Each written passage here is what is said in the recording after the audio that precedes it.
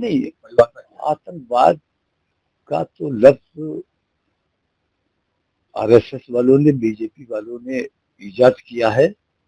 और आप गौर से अगर देखें तो जब जब बीजेपी की सरकार होती है तभी आतंकवाद का ज्यादा इस्तेमाल होता है, आतंकवाद का नाम ज्यादा आता है।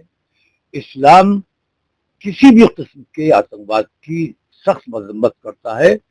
और सबसे पहली जंग जो आतंकवाद के खिलाफ लड़ी गई वो सानहे करबला तमाम दुनिया जानती है।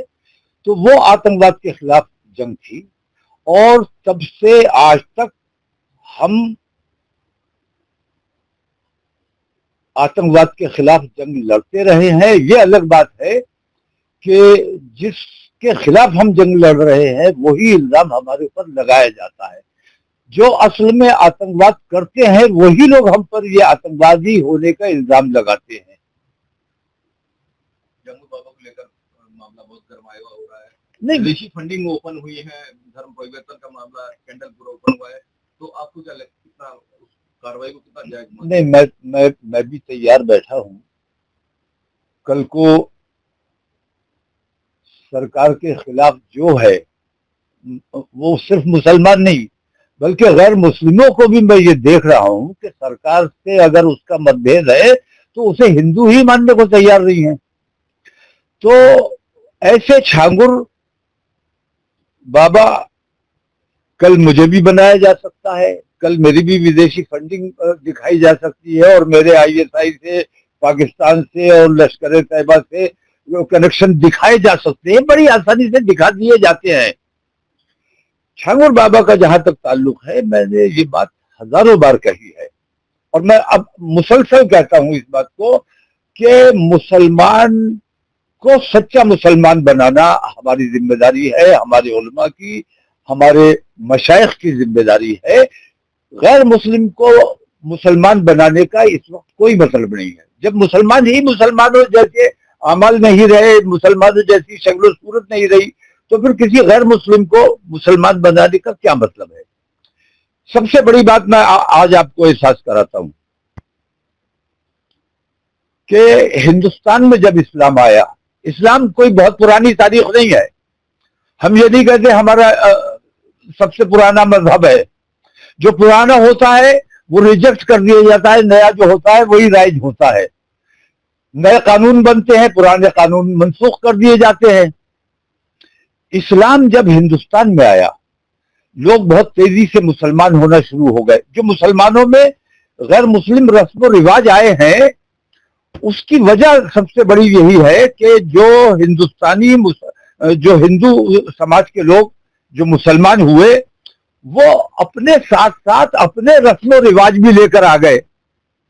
जैसे शादियों में बेपनाह खर्च हो रहा है, लगुन होता है, शगुन होता है, क्या क्या होता है, वो तमाम चीजें हमारे। दूसरी बात, मस्जिदों में आपने देखा होगा कि कहीं कहीं मूर्ति या इस किस्म की तस्वीरें होती हैं।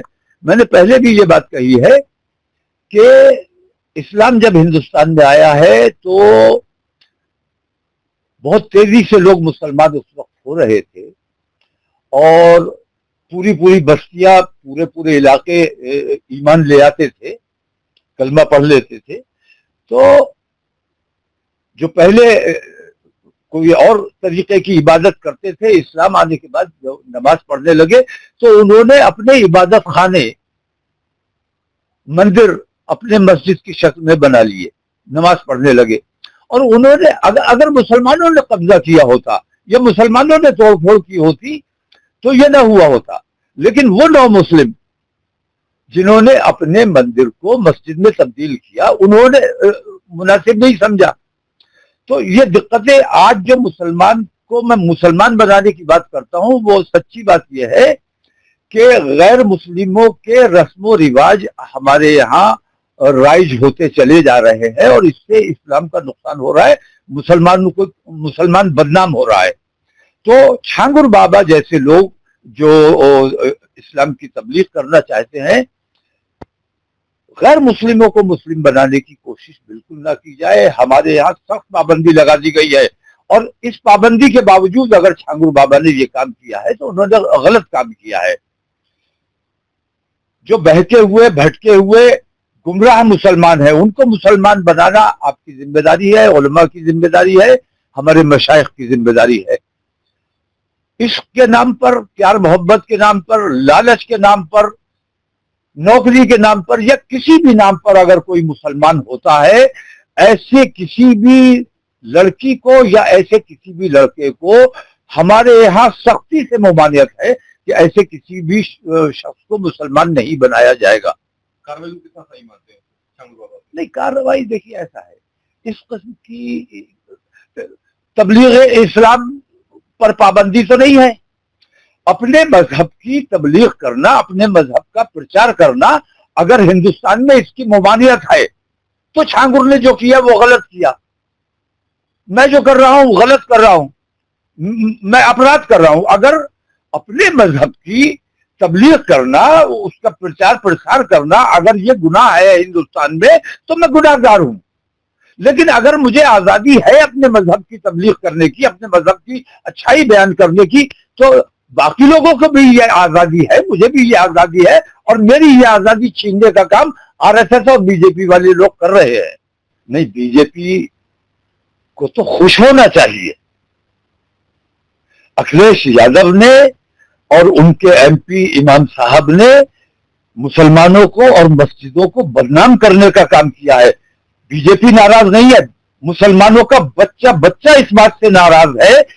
हमने कभी मस्जिदों को सियासत के लिए इस्तेमाल नहीं किया। एक वक्त था जब अंग्रेजों के खिलाफ जंग चल रही थी और अपने देश को आजाद कराने की मुहिम चल रही थी, उस वक्त जरूर ऐसा हुआ है कि मस्जिदों में मीटिंग्स की जाती थी अंग्रेजों से छुपकर। तो उस हद तक तो ठीक था क्योंकि सब लोग मिलकर वो लड़ाई लड़ रहे थे। इमाम साहब ने जो काम किया है, मैं ये नहीं मानता कि वहां कोई मीटिंग की गई होगी, मैं ये मानने को तैयार नहीं हूं। लेकिन बहरहाल मैसेज उसका खराब गया है। मीटिंग नहीं की, इसके बावजूद आप अपने घर पे इस किस्म के काम कीजिए। मस्जिद में बुलाकर इस किस्म की गेट टुगेदर, मस्जिदों को बदनाम करने का काम हमारे इमाम साहब ने किया है। और बहुत से इमाम होंगे जो किसी और पार्टी से ताल्लुक रखते हो या किसी और पार्टी से हमदर्दी रखते हो, फिर कल को वो उसकी भी हिम्मत होगी, वो अपने मस्जिद में अपने नेताओं को बुला के बिठाएगा। तो इसकी शदीद मजम्मत की जाती है। मस्जिद का इस्तेमाल किसी भी किस्म की सियासत के लिए नहीं होना चाहिए, और जो कर रहा है उसकी मजम्मत की जानी चाहिए। मस्जिद सिर्फ इबादत के लिए है और किसी दूसरे काम में मस्जिद का इस्तेमाल नाजायज और हराम है। फोटो वायरल हुआ है उसमें महिलाएं भी उसमें शामिल है, खासतौर से नाम लिया है डिंपल यादव का। ये कहा जा रहा है कि जो नमाज की जगह होती है मस्जिद के अंदर, ये वहां की फोटो है, तो क्या कहेंगे? नहीं, मस्जिद के अंदर मैंने कहा ना, हुजरा अलग होता है, एक जो नमाज नहीं ठीक है, हाँ इमाम साहब अपने हुजरे में ले जाते भाई।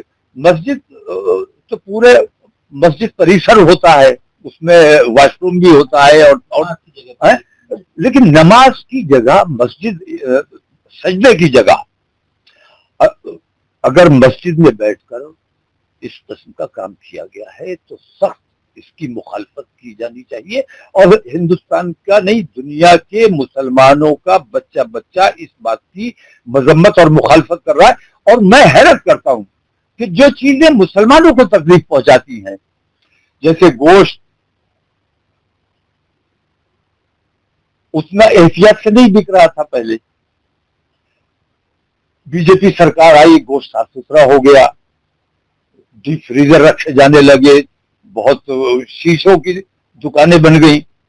तो इन्होंने वो काम किए हैं जो काम हम नहीं कर पा रहे थे, जिन चीजों को हम रोकना चाहते थे, जिन चीजों से हम लोगों को बचाना चाहते थे, हम नहीं बचा पा रहे थे, वो काम बीजेपी वाले कर रहे हैं। और ये मैं समझता हूं कि ये अल्लाह की तरफ से भेजे हुए अजाब है कि जब तक मुसलमान गुमराह रहे, जब तक मुसलमान गुमराह रहे, इसको इसी तरह सताते रहो। इमाम साहब ने जो काम किया है, मस्जिद की बेहुरमती किसी कीमत पर बर्दाश्त नहीं की जाएगी। अपनी सियासत के लिए अगर मस्जिद का इस्तेमाल किया गया है, इसकी हिंदुस्तान के मुसलमानों का बच्चा बच्चा मजम्मत करता है। अगर तहकीक करो तो जिसने ये बयान दिया है वो भी बाहर से आया हुआ मिलेगा तुम्हें, वो भी बाहर से आया हुआ मिलेगा। असली हिंदुस्तानी कौन है, उसको उसका कितना हक मिल रहा है, उसको उसका कितना हिस्सा मिल रहा है, कितने, वो सारे लोग जो इस किस्म की बात करते हैं, जो सत्ता पे काबिज हैं, ये खुद हिंदुस्तान में कहीं ना कहीं से आके बसे हैं। असम के मुख्यमंत्री का खास, मैं असम के मुख्यमंत्री की बात नहीं कर रहा हूं, मैं पूरे हिंदुस्तान की बात कर रहा हूं। पूरे हिंदुस्तान में वहीं केरल के एक नेता है, जो असल हिंदुस्तानी है उसको उसका हिस्सा नहीं मिल रहा है। जो बाहर से आए हुए, जो कब्जा किए हुए हैं, वो मलाई खा रहे हैं।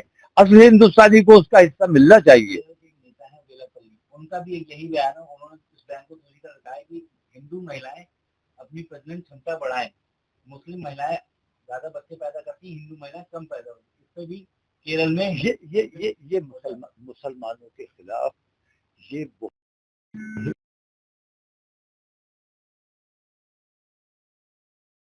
मैं कहता हूं, आपको मैं इजाजत देता हूं, आपकी ये जिम्मेदारी है कि जो कहा जा रहा है उसके पीछे की सच्चाई क्या है, उसकी खोज पत्रकार की जिम्मेदारी होती है। आप सर्वे कराओ मुसलमानों का, आप सर्वे कराओ अपने एक मोहल्ले का ही सर्वे करा लो। मैं कहता हूं आपको ये मिलेगा कि मुसलमानों के बच्चे कम होते हैं, हिंदू समाज के ज्यादा होते हैं। मेरा सिर्फ एक बच्चा है, और मेरे सब भाइयों के, हम 5 भाई हैं, हम सब भाइयों के 3-3 बच्चे हैं, किसी का चौथा बच्चा नहीं। जो असम के मुख्यमंत्री हैं और ये नेता ये सारे के सारे नरेंद्र मोदी की नकल करना चाहते हैं कि उन्होंने इस्लाम दुश्मनी फैलाकर वो प्रधानमंत्री बन गए, तो हम योगी आदित्यनाथ मुसलमान दुश्मनी करके प्रधानमंत्री क्यों नहीं बन सकते, वो धामी प्रधानमंत्री क्यों नहीं बन सकता। वो असम का क्या नाम है उसका, प्रधानमंत्री की दौड़ में आना चाहते हैं। इनमें कुछ करने की क्षमता नहीं है, हिंदू और मुसलमान के अलावा कुछ कर ही नहीं सकते।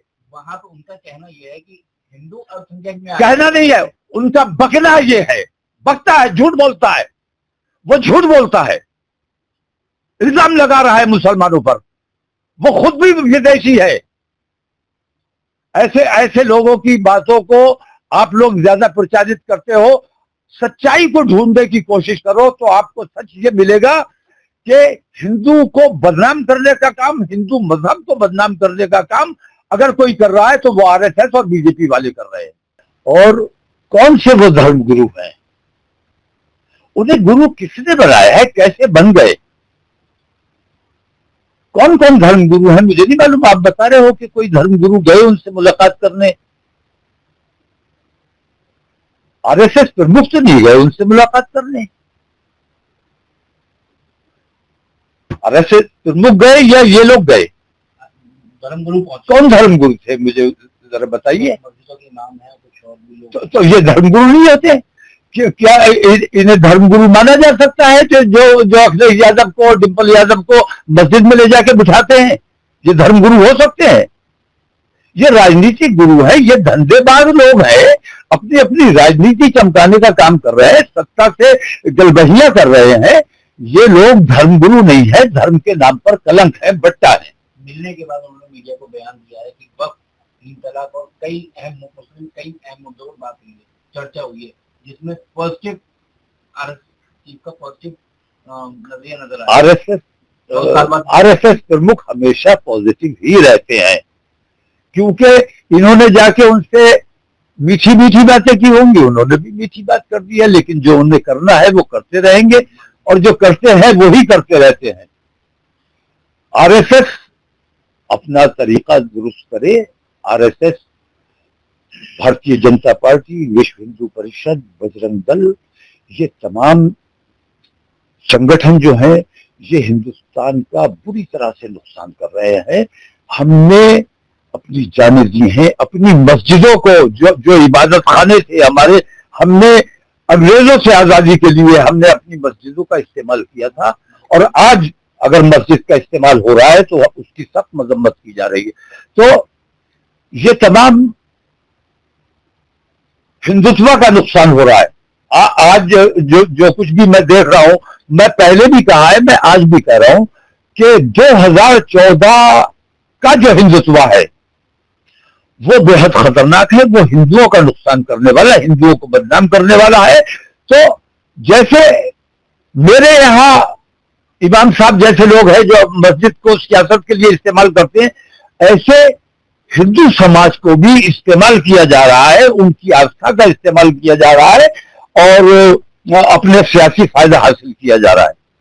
अगर आप ये वीडियो YouTube पर देख रहे हैं तो हमारे चैनल को सब्सक्राइब कर बेल आइकन दबाएं और Facebook पर देख रहे हैं तो हमारे पेज को लाइक करें।